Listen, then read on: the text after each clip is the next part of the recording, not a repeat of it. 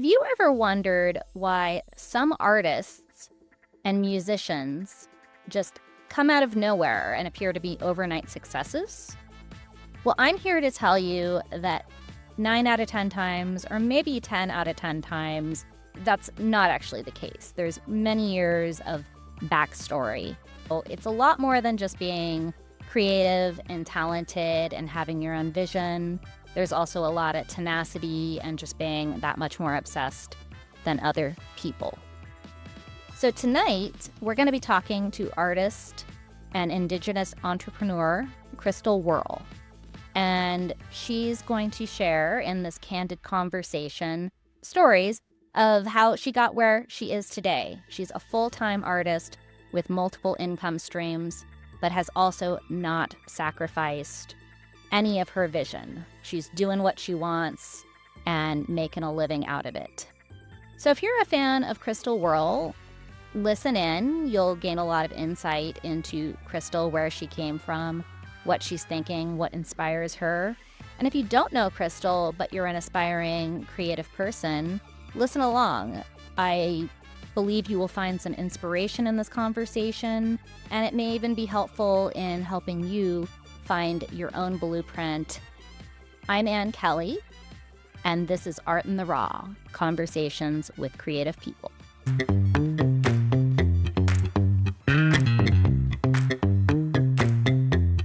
Crystal, thanks so much for joining us. It's great to meet you. Nice to meet you too. Could you tell our guests who you are and what you do?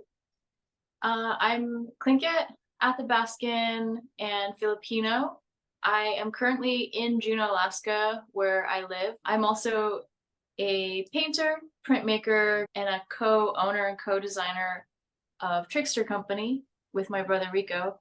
The style of work that I work in is called Formline Design, which is specific to the Tlingit, Haida, and Tsimshian tribes on the Pacific Northwest coast, which goes from Alaska to BC to Washington. When I first decided to reach out, it was a result of finding your booth at Indian Market and buying a pair of your earrings. But then I started looking into you, and you really have an amazing career. And one of the things that is most impressive to me is the wide range of mediums that you work in, yet you have a very cohesive feel to everything that you do. Can you touch on that? Thank you. That's a really neat way to hear my work explained. That's very nice. I spent 3 years doing an apprenticeship with Robert Davidson to really learn and finesse my formline skills. So I really try to be adamant about my design, but I certainly have a style and a taste for bright, vibrant colors, and I can apply that skill and that kind of design to anything and everything that I can dream of. I got my BFA in studio arts from the Institute of American Indian Arts in Santa Fe in 2013. And then I returned home to Juneau, Alaska, where my brother Rico and I opened up a shop, a brick and mortar for Trickster Company. And then from then on, I spent the next few years growing this business baby and getting product and inventory on our shelves, because everything we sell is designed by Rico and I. And we work with various product designers or manufacturers to put our designs, our custom designs for a custom product. Anything you can imagine that Formline looks good on, we'll do it, which is everything. And that's the beauty of Formline. It's this really beautiful type of design that's meant to fill a space that's really aesthetically, naturally pleasing to the eye, with the thick and the thin lines and the balance between the negative and the positive space. And it's just really beautiful and naturally pleasing to look at to the human eye. It's also, I may be a little biased to say this, but I feel that Formline design is perhaps one of the most unique kinds of designs in the world. And people are more familiar with it deriving from totem poles, canoes, and long house frontlets, and our blanket, our chill cat ropes. But nowadays, those traditional practices are still practiced and passed on from mentor to apprentice. But because we're in a modern world, we have new technology like laser cutting and 3D printing, and a whole world of color palettes that my ancestors didn't have access to. And so what's really fun about being in this time and age is the fact that I can still be connected to my ancestors and Formline Design and the ABCs and the protocols of that design, and also our culture and our way of life, and being here on our land, eating the same food, creating the same work, but also being innovative the way our ancestors were, adapting to times and using new tools that are accessible to us now. So for me, it's a really exciting time to be Indigenous, doing Formline, living in Alaska, but also having the ability to be very mobile and travel the world and be influenced. The paintings you see behind me are color palettes. I was influenced when I started traveling to Mexico in the winter times to study color and printmaking there. In Oaxaca City, they have a whole world of artists and printmaking there. And anywhere you go in Mexico, you'll see they have a lot of sunshine, a lot of beach, a lot of culture and pride there.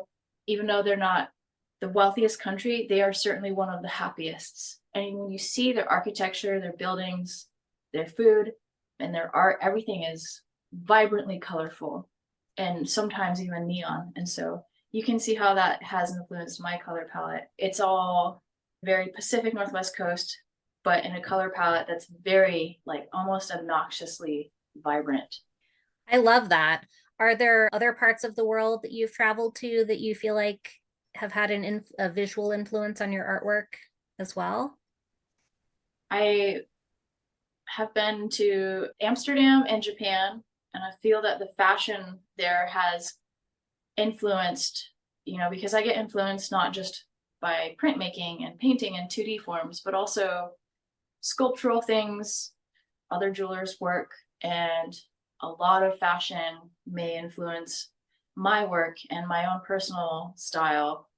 Traveling to Japan has influenced this very clean, very tight, very organized sort of style. And you could see that in my Formline design. It's very vibrant and bold, but it's also very minimal design, especially when you look at the paintings that are behind me. So I have to say, traveling could benefit every person. It really opens your mind and opens your palette, like your taste palette, your visual palette, and your personal palette. And I think for artists, it's especially important that we get to travel and have access to do that. Certainly. And we're just meeting, but from someone who's observing your career from the outside, it seems clear to me that you're one of those artists that really has a sense of the business part of the art world, but their art is not suffering from it. It's a really beautiful balance. And I'm imagining, going back in time a little bit, art must have been part of your childhood. It just feels natural to me for you in the way that you make it. Is there some truth to that?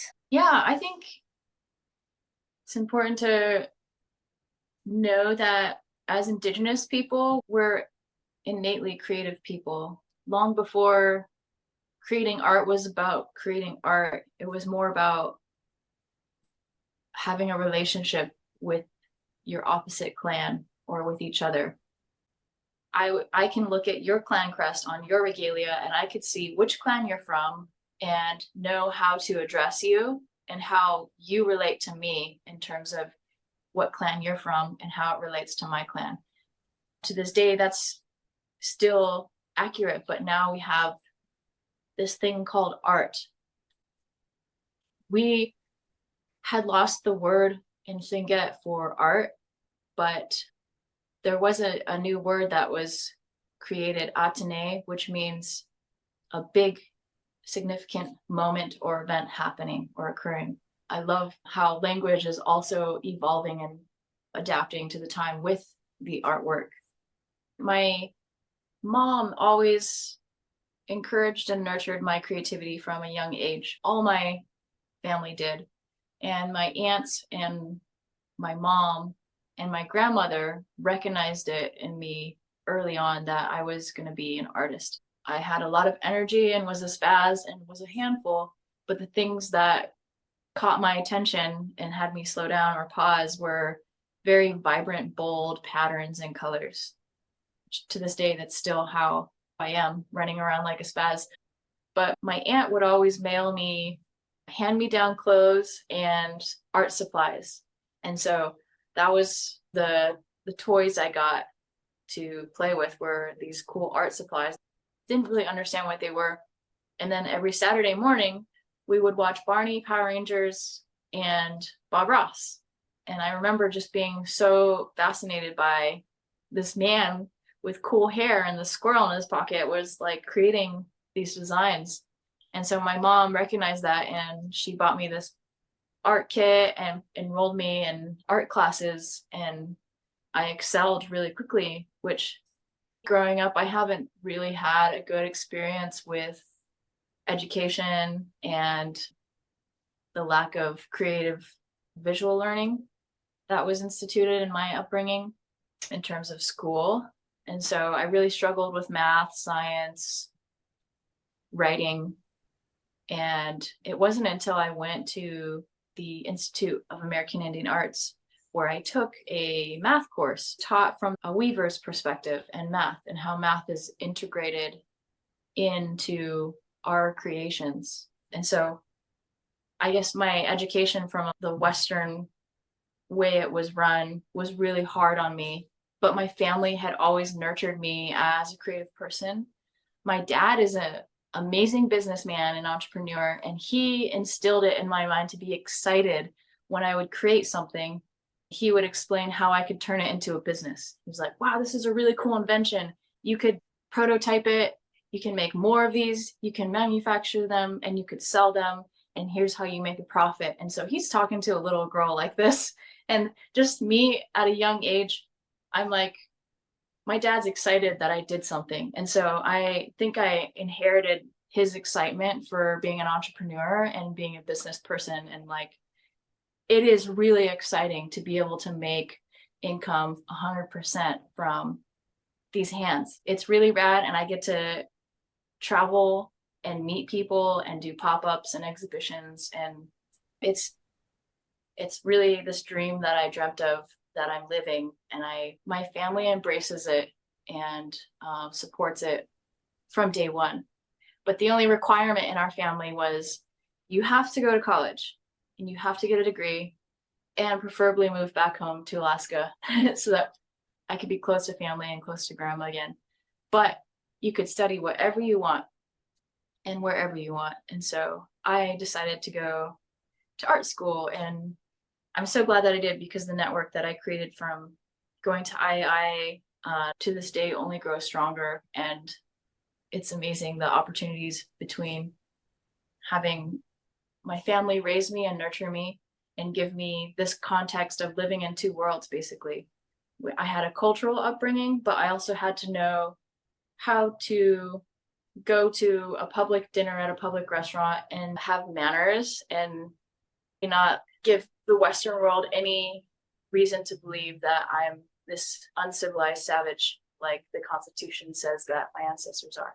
So we had an upbringing and a training in two worlds of how to be in who we are, how to make our regalia, how to go to our ceremonies and how to participate, know the protocols, know how to introduce ourselves and our language and how we engage with one another and participate, know how to be subsistent and hunt and fish in a way that's respectful, but also sharing with our community.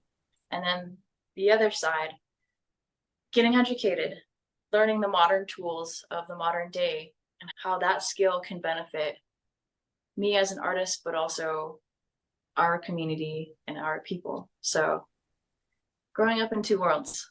And it was really rad going to IAI because it was the first time I was surrounded by other people from all over that have a similar experience of living in two worlds and having this lineage of rich ancestry and culture, but from completely different parts of the world.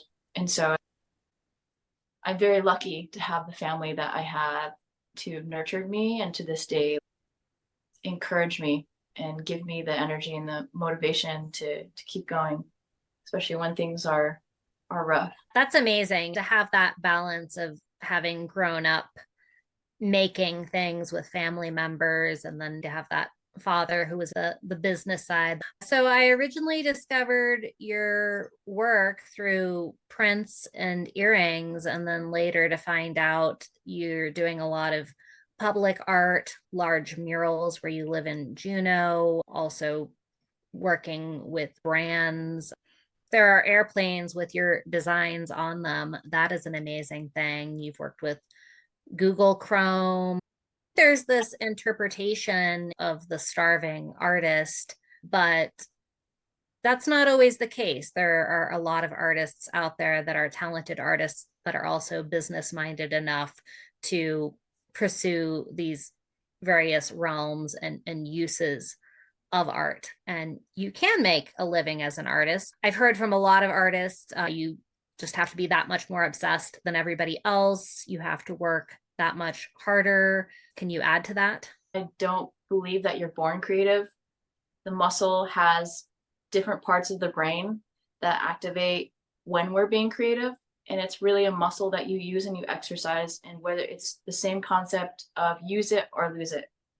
It's like if you go to the gym and you commit to it and you obsess your life with it, you will eventually meet your goals. So being a creative person is just another muscle in the brain that you activate and exercise. And as you do it, it gets stronger and better. And you make those connections faster when you start brainstorming or thinking of ideas or coming up with ideas or being influenced by other creative people. So I don't think I was born creative. I think I was definitely born into a family that nurtured and inspired me to activate those parts of my brains from the beginning early on. And that's why I always encourage that our children need to be ingrained with visual learning and stimulated with art tools, crayons, instead of just the phone screen. When my brothers and I were growing up, we didn't have cool screens to look at. We had Legos and Hot Wheel cars, and we had scissors and construction paper. And we learned how to do pop-ups from a pop-up book that someone gifted us. And we would fold the paper and cut out these shapes and build our own little shops in libraries and stores. And we'd even create the clothing store with the tiny little jackets and clothing, and then the bookstore with books. And they had funny titles on there like Kyle Farted is a book you want to buy and it's the hottest seller. And we create our own world. But we didn't realize we were also exercising creative building. But eventually, Rico and I would grow up and build this actual brick and mortar shop downtown Juneau. And all we had was, scissors, construction paper, Hot Wheel cars, hand-me-down toys, and toys that we found from garage sales. We did have the TV where we'd watch kid shows and stuff. And I think kid shows back then, too, were different. They were real Muppets that someone created. And I think that just helped stimulate a creative part in my mind from a young age. As you're talking about that, that reminds me of my own childhood. I have one brother, and we grew up in the mountains in Colorado, and most of our childhood was spent playing in trees, and my dolls would play with his toys, and we'd climb through the river. And so that's so cool that you and your brother have a business together today. There's your work and then his own work, but then you both come together as siblings with the company. Can you talk about that a little bit? Yeah. Rico had always been interested in creative things as well. He got his degree in anthropology, and his job was repatriating our old atu, or the English term for them are artifacts. Mm-hmm. But our old atu are our ceremonial items and things that were basically stolen and taken from us back in the day by Russians and Western people. And so he had this job working with NAGPRA, the Native American Repatriations Protection Act, to basically write letters to museums across the states and across the world to say, hey, you have one of our robes. This is what it means to us. Here's the law. We want it back. And so I always viewed him as this really awesome sort of vigilante for Indigenous people. And he, at the same time, was still creating music and art every day, working this office job that was like obviously very heavy with having to read and research and write letters to museums and be very formal. After working that job, he slowly started sketching more and more each day and wanting to open a brick and mortar shop. And at the time I was finishing college, I took a business course on how to start a business plan and where to begin. And I created a business plan having an art gift shop downtown Juneau. In downtown Juneau, there's a lot of gift shops, but there's a lot of knockoff native art that is sold here. And there's a lot of cruise ships that come in and they make bank on the appropriation of my culture. And so I had this vision, and Rico had the exact same vision, to open up a brick and mortar downtown Juneau where it would be authentic, Indigenous owned, Indigenous design and made. And every design that we would create would be custom designed for every single item and product that we make. And that's also unique as a business. There's no other business that necessarily does that. Most other businesses take one design and they slap it on multiple different shapes and products to replicate it. And then the artist either gets royalties or they get a payout or a commission or consignment.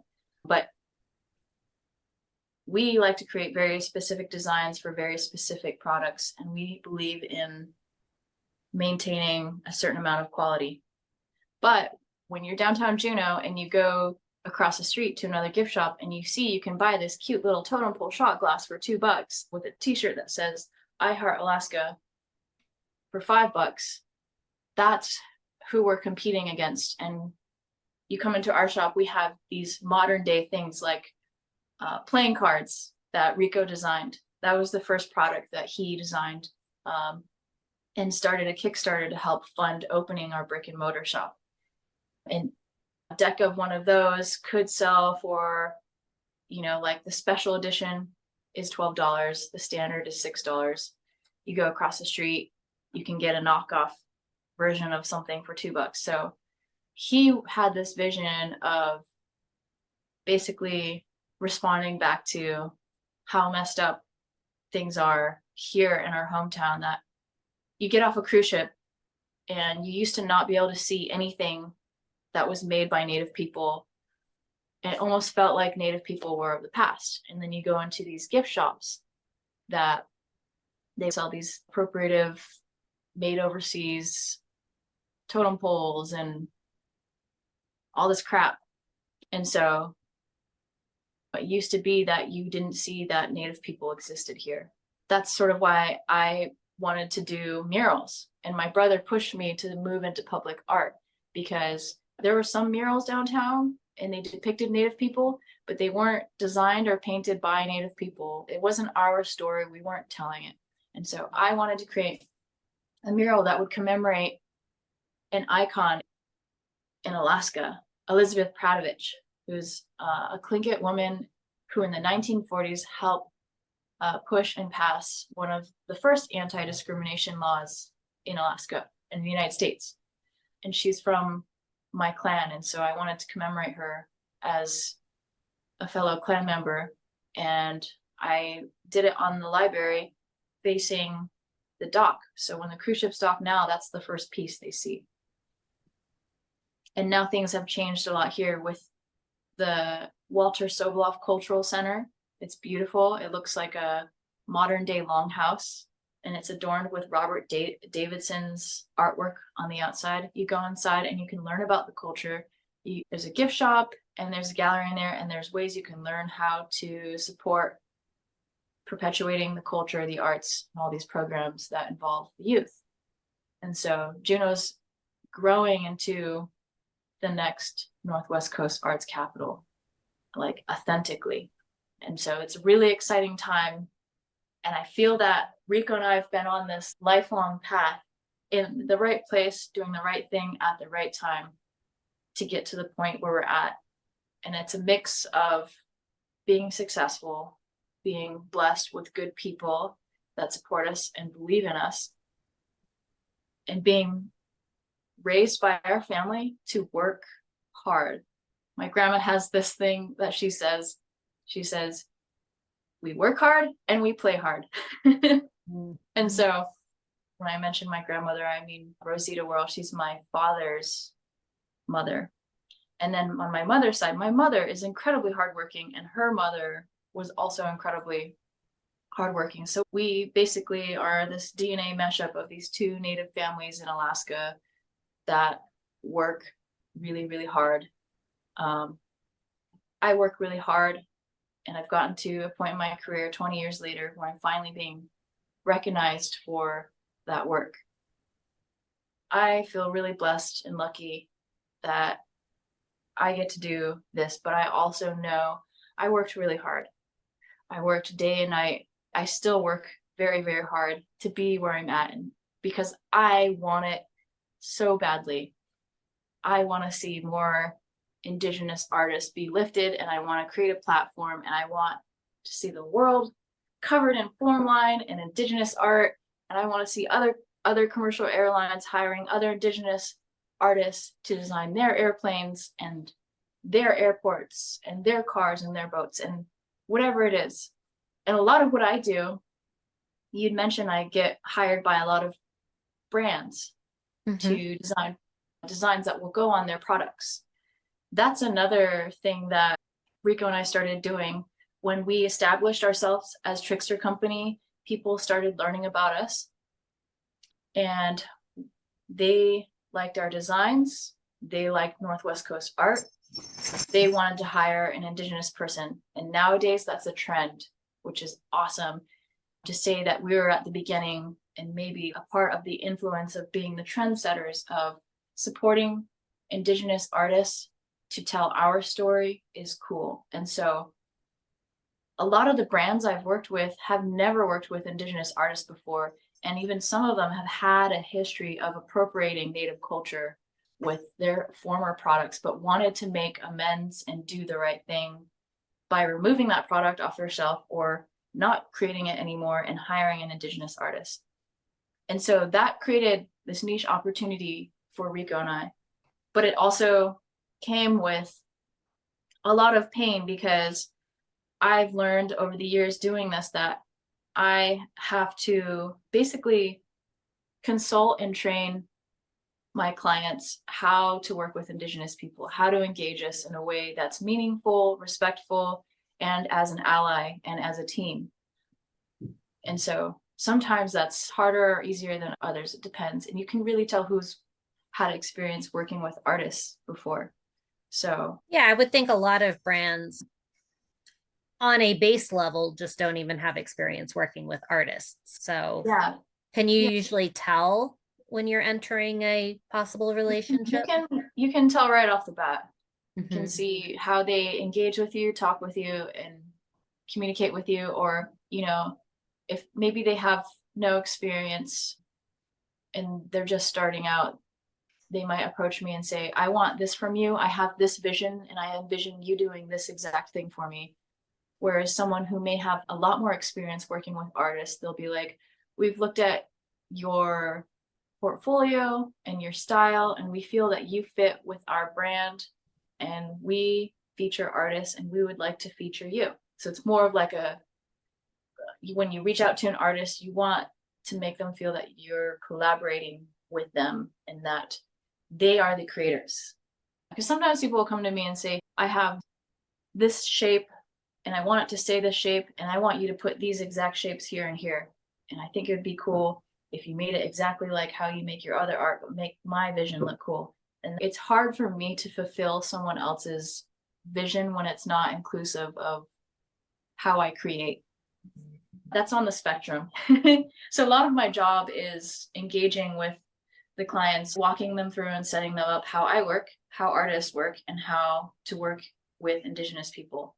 Because I want to ultimately create a platform for them to feel, one, confident in hiring me, and two, confident that they can hire Indigenous artists in the future because it was successful, it was good, and because it did well, they'll do it again, but they'll know how to work with an Indigenous artist. Of course, each artist is going to be unique, but they'll know the value of it, and they'll know a base of where to begin and how to be respectful and how, you know, how to start.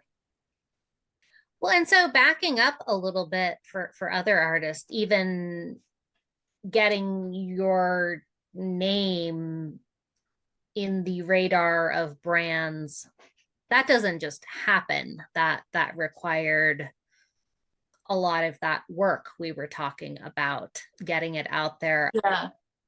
If I were to give advice to other artists that are looking to put themselves out there, you have to be a yes person. You have to say yes to every opportunity, and it's going to be exhausting. People will ask you to donate yourself and your time all the time. It's good to have a quota on that, on how much you do it. So it's still good to do it, but don't sell your time out and yourself out to that, because that can happen. It's happened to me before. Have boundaries of how much you can give yourself for free, basically, because also you're not making a lot of money. And artists do need to make a profit, but a lot of the world views artists as not like any other job.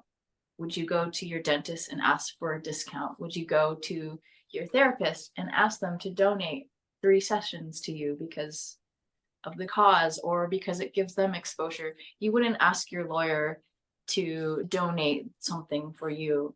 So it's hard. And then artists don't get the weekly or bi-weekly paycheck. And so sometimes I'll get a check with lots of zeros, but that's the first check I've gotten in 6 months. And so it's easy to look at artists and how we work, and it's easy to fantasize that it's not hard work or that it's not grueling when it is. There are deadlines, things pile up really hard and quickly. And so it is really important to put yourself out there and keep on top of your deadlines. Writing checklists really helped me, and having deadlines and a calendar. So I know, okay, this deadline is in 3 days from now. I need to work on this today. I prioritize. I have lists every day. Every morning I wake up, what's on my list? What's on my calendar? Here's the priority. Here's what I need to get done. And so if you want to get it done, you have to basically be organized and say yes to everything when you're starting. And now for me, because I have so many opportunities, I'm learning to say no, but it's really hard. It's really hard for me to say no to people, because now the demand has gone up so high, and my work is really out there because I really put myself out there. And I also should mention that COVID was a turning point for my career, because I realized I need to put myself on the internet and put myself out there. And it took a lot of time and research and YouTubing videos, and basically teaching myself with TikTok videos, Instagram, and YouTube how to engage with the world with these tools, and how to promote myself, how to make a cool post that's stimulating and engaging, how to photograph my print that's this big. And so I had to download all these apps, and I nearly lost my mind because I really don't like being on my phone or being on a screen. But with COVID, I suddenly had all this time and was forced to engage with the world through this screen.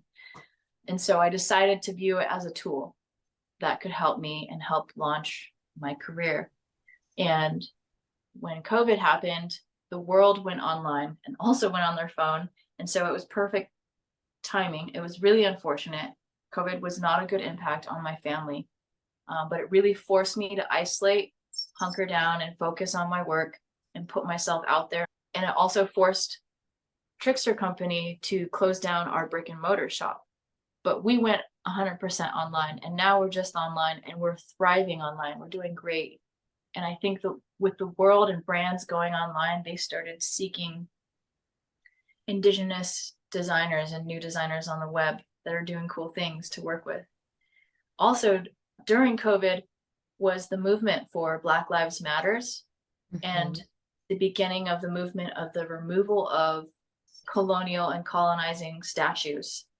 And so with all that happening in the news, I think all these brands started realizing that we need to start being more diverse and doing it authentically. And with the internet, there's no real excuse not to be able to do the research to know how to access that. And so there's a series of events that gave me this platform, and I took the moment to seize it and take advantage of it, and it worked. And I probably apply to like 10 to 15 RFPs and grants every year, and maybe I get one or two. I was going to ask about that. You must apply to a lot of things. So the ratio of acceptance versus not acceptance is unlike any other job.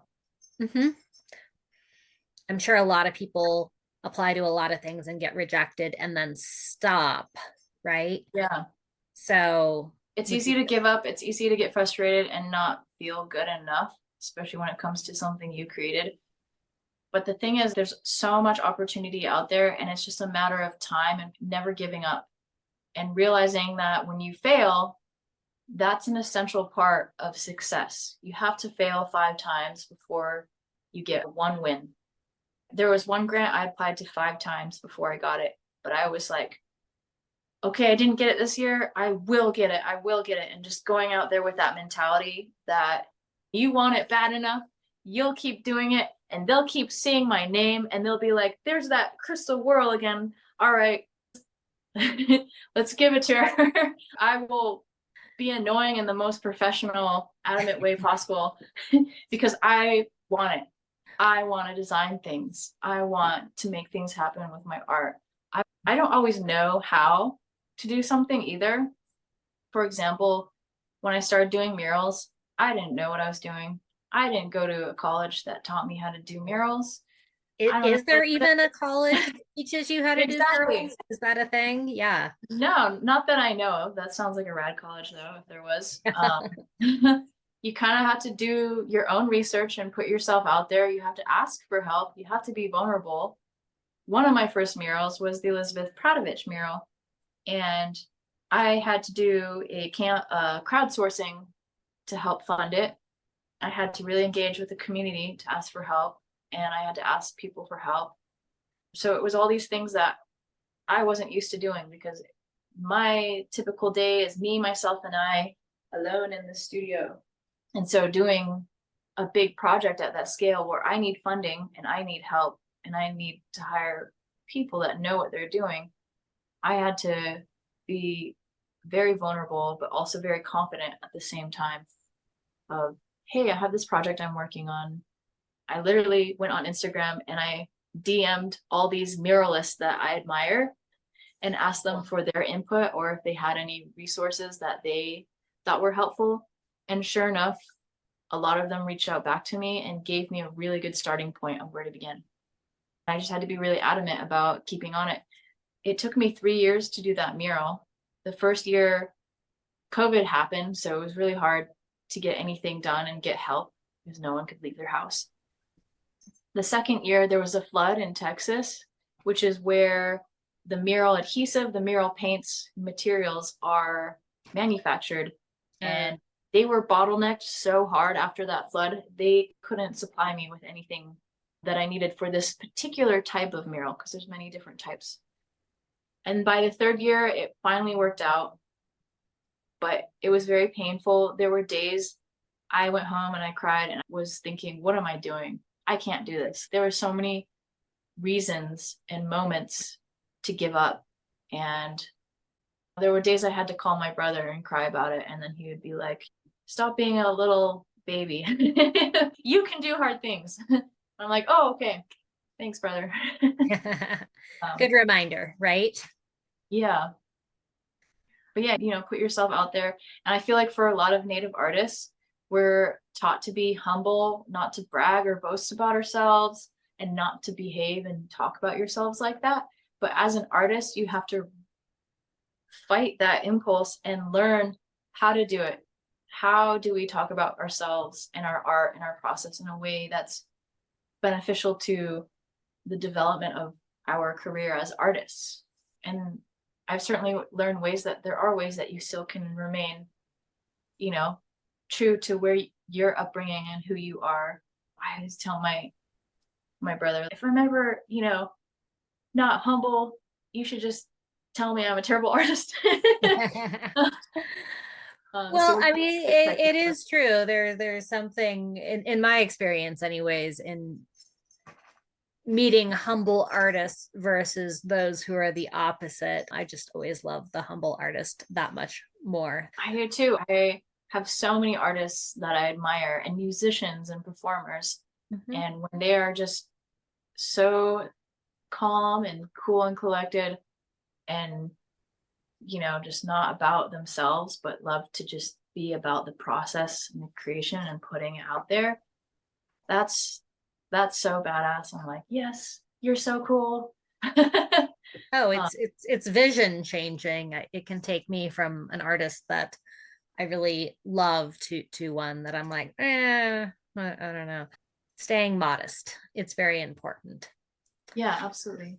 Would you say, like we said, there's not a university necessarily that teaches murals and public art, but the internet is that. Yeah, the internet is a wildly expansive place that is packed with knowledge and experience.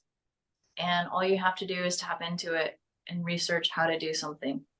You can even research how to research. It's very accessible and it's exciting at the same time because someone who's out in a remote village who may not have access or the know-how to do a certain type of process that's only done on the other side of the world can learn how to do it and start doing it and practicing it on their own. Like there's such abundance there. You can really get lost in the world of how to do things. I use the internet now for everything. How to fix my curly hair, how how to work with a certain type of paint, how to do this one, how to crop this one shape in this one way in Adobe Illustrator. I use YouTube a lot for tutorials. And then I love cooking and I use TikTok and Instagram videos for my menu almost every day now. Do you Quite follow recipes or just inspiration? both. I'll Mhm. follow recipes and sometimes I'll be like, wow, that sounds really delicious. I'm going to incorporate maybe salmon from my family or maybe seal meat and make it into a seal taco or a halibut pot pie or, you know, like go pick blueberries and make this really fluffy pancake recipe with the blueberries I picked. So it's a cool way to infuse, and I do that with my art too. You like learn how to do something on the internet and you take it and you find a cool way to infuse your own local herbs and forage your own local mushrooms or berries or whatever meat that you harvest on with recipes that work online. Yesterday I learned how to boil the perfect egg. Well, what's the secret to the perfect egg? It's really simple, which is I love funny. eggs, so Yeah, I ask. you put the eggs in the pot of water and make sure there's at least an inch, 2 inches of water covering the eggs. You boil it. I like a semi-soft boiled egg, so a solid 8 minutes. You let it boil, or you let it come to a boil and then 8 minutes while it's boiling. Turn off the water. Have a bowl of ice water ready, and you'll take the eggs. You'll drain it. You'll use a spoon to bop the egg and put a little crack in the egg, and then you'll put the egg in, submerge it in the ice right away. And the ice water shocks the hot egg and also gets into where you cracked the egg with a spoon, like a tiny little dent. And it makes the outer shell separate more so that when you peel the egg, it just pops off really nicely. And then the inside of the yolk is semi hard and semi yolky. It's perfect. Do you think art making is like that, where there's a perfect recipe for a specific type of Absolutely. making of work, and then you master that, and then you start adding? Artists, as artists, we're mathematicians, we're chemists and scientists too. For example, working with resin, you need two equal parts and your piece keeps bubbling and your heat gun's not working. There are tips and tricks on the internet that will teach you how to fix that or how to keep it from yellowing, or there's so much information out there that sometimes there are set recipes, especially if you buy a certain type of brand of paint. Why is this type of acrylic paint clumping? And then you'll watch a YouTube video, or I'll go on TikTok or Google it and I'll say, oh, that brand only works with its same type of brand of paint thinner. So you need to buy this exact thing and it's available on Amazon on this link. So it saves a lot of trial and error time for me, because I could try to research and find the answer, but then there's a recipe online this whole time of how to make the paint fluid and smooth and perfect. This makes me sound so old, and I am not, but I don't even know if YouTube was even around when I was in art school. But one of my roommates made this painting and he coated it with some sort of lacquer and it never dried.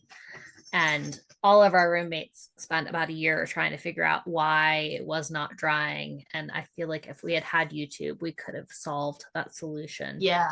I think that painting's probably still out there somewhere in the world.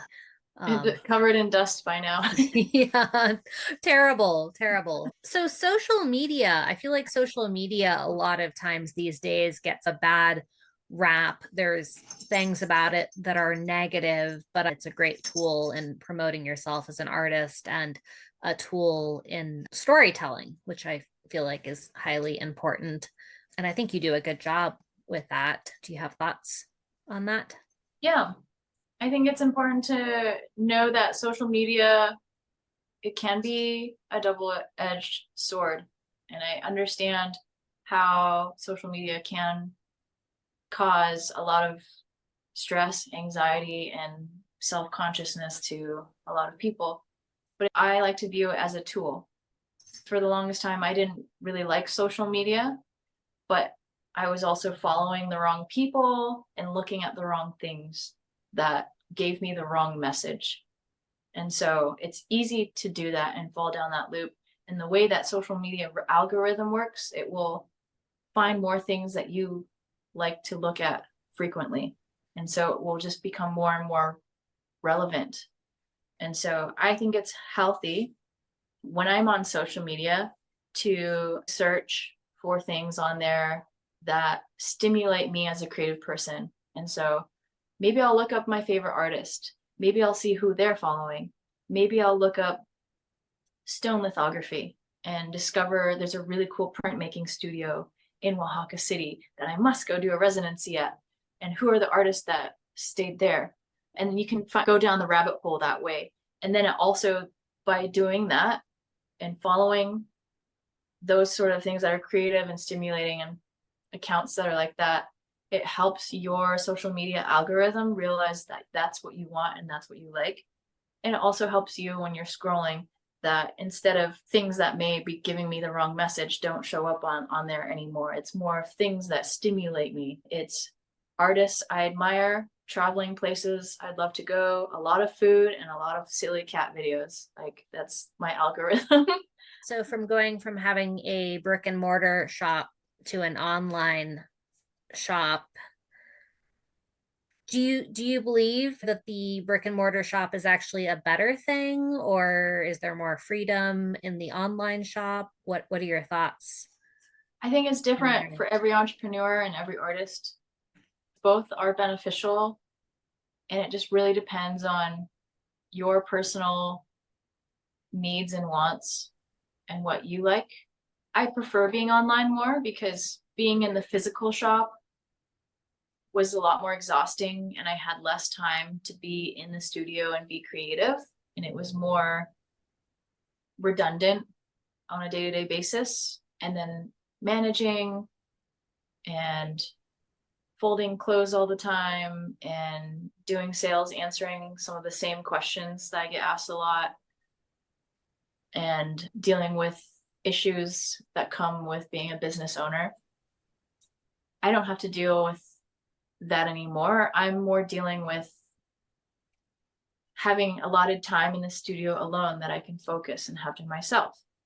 And now being online, my stepmom and my dad manage the online shop so that Rico and I could focus on design, marketing, pop-up shops, and engaging with the network as it helps stimulate our business.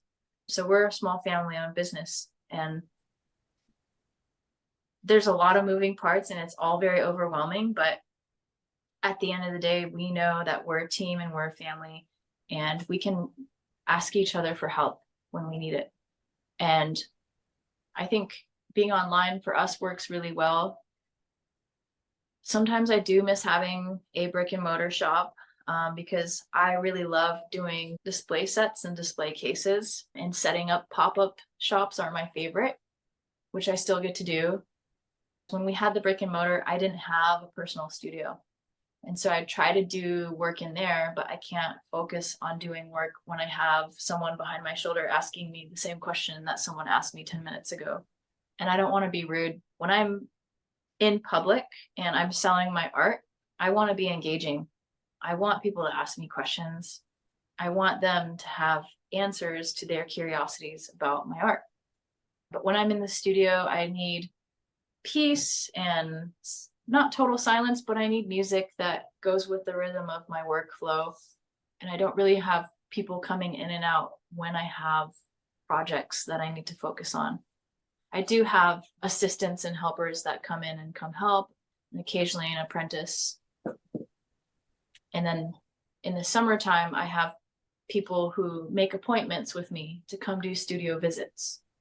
And so there's different opportunities for that. But for the most part, I spend the majority of my time alone in here, and that really seems to help me stimulate new designs, meeting my deadlines, and getting it done. You often do Indian Market in Santa Fe. Are there other fairs that you do around the country? I've tried a bunch of them. Indian Market, Rico and I will share a booth and we'll sell our own individual creations. Mm-hmm. Whereas October is the Alaska Federation of Natives gathering. It's called AFN, and it's in Anchorage, and it's a really big moment for Trickster Company because we do a pop-up shop there because they have artist booths, and we do extremely well. It's a combination of people in Alaska that are there to support Trickster, Indigenous people that are there for the conference, but they really want to support an Indigenous brand, or they know of us, we have a following. And then also it's getting closer to the holidays, so people tend to spend more and want to do more shopping starting in October. And so AFN is one of our top moments for Trickster Company to do pop-up booth. So Rico and I have set markets that we do every year. I have to say Indian Market and AFN are the top two that we do every year. And then my parents simultaneously manage a pop-up at the state fair. And then they also do trade shows because Trickster Company does wholesale of a lot of our items as well, which is why you'll see Trickster Company brand name in various gift shops around the country and museums and galleries that choose to wholesale from us. You have everything from basketballs to snowboards to skateboards to jewelry to prints. So a lot of them are functional items that are art pieces as well. So a wide range of different types of things. So I would imagine a wide range of different types of shops as well as a result. And that's definitely one of the visions that Rico had. He actually started Trickster Company as Trickster Company Skateboards and was hand painting skateboard decks, and they would sell quicker than he could produce them. And then I started helping him paint decks, and we couldn't keep up. And my brother said, well, there's got to be an easier way because there are companies out there that print and heat press imagery onto skateboards, and then they sell them at cheaper prices too, so that people who actually skate can skate them. And that's what we wanted to do. We Right. wanted It's to like the create- difference between hanging it on your wall. Yeah. And the And interesting thing is that we wanted to create designs that were recognizably Northwest Coast, but on items that were functional and accessible. So maybe someone like us could afford this piece, whether they choose to hang it as art or use it on the basketball court or go do a kickflip with it outside. They can use it. And there's a surprising amount of people that end up buying our items and they hang it on their wall as art, which is cool too, to each their own. But it is really exciting when I see a young person out there skateboarding on one of my decks, or I see a basketball player or a skater that I admire and they're playing with one of our skateboards or balls. Or I go to a circus class and there's another person that's taking the class and they're wearing the leggings that I designed. That's really cool. that is super cool. And so I'm a snowboarder. Where do you find the snowboards? It looked like it was a company out of Denver that was manufacturing them. The brand is called Weston, Mhm. and they do skis, snowboards, and split boards. And then they have partner brands like Pret that does the helmets, Smart Wool that does the socks, and Eco Mountain Wax that does the waxing. But they all come together as a collective and feature artists. And so they discovered my work and wanted to do a feature with me. And that's how I was able to design the snowboards and the skis and the split boards and the ski helmet and the wax wrapping and the Smart Wool socks. Oh, that's so cool. But now I'm in trouble because now I need the helmet The whole and the outfit. snowboard and the Yeah. all the things. So how about mentorships? How important do you think that is in being an artist, having a good mentor and mentoring others? I think it's absolutely essential. And when you look at our weaving, our carving, and the way we passed on knowledge since time immemorial was from mentor to apprentice, from uncle to niece, auntie to niece, nephew to or uncle to nephew. And nowadays that's still practiced and still true, but with modern traditional methods and modern methods. I think it's that engagement between mentor to apprentice is not just to teach an artist technique and skill and putting in time, but to pass down knowledge that can only be passed down with time from engaging person to person. And I think that's really important, especially when it comes to formline design, because there is a lot of philosophy that comes with the art and way of practicing it, but also when you're with a mentor, you're more encouraged to participate in your community and in your family and with your clan. And you're challenged to do things that you can't necessarily think of to challenge yourself with. And so they're there as a guide, they're there to challenge you, to stimulate you, and to check you and give you building points that will help you advance in your skill and your career. So absolutely, it's important. And same with when you go to school, you have a teacher. And if they're a really good teacher, they'll give you those things and that encouragement as well. And for people who don't go to school, just in terms of finding a mentor, do you have any thoughts on that? Well, whether you go to school or not, it's good to seek out a mentor. School is putting in time towards training yourself in something. So even if you haven't gone to school, if you've spent years of your life devoted to developing your skill in something, you will eventually greatly benefit in having a mentor take you on when you get to a certain point. Because there's an abundance that you can teach yourself, but it's so stimulating and exciting to have someone else's perspective show you that world. And perhaps their life experiences as Yeah, well. absolutely. If you could pick a superpower that would help you in art making, do you know what that would be?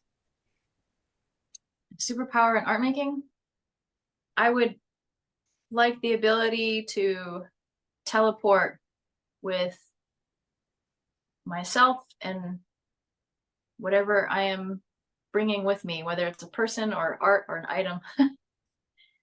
Show Because up at the shipping, market with all the yeah, because I love traveling, but also shipping and getting my art to and from certain places of the world is a whole thing.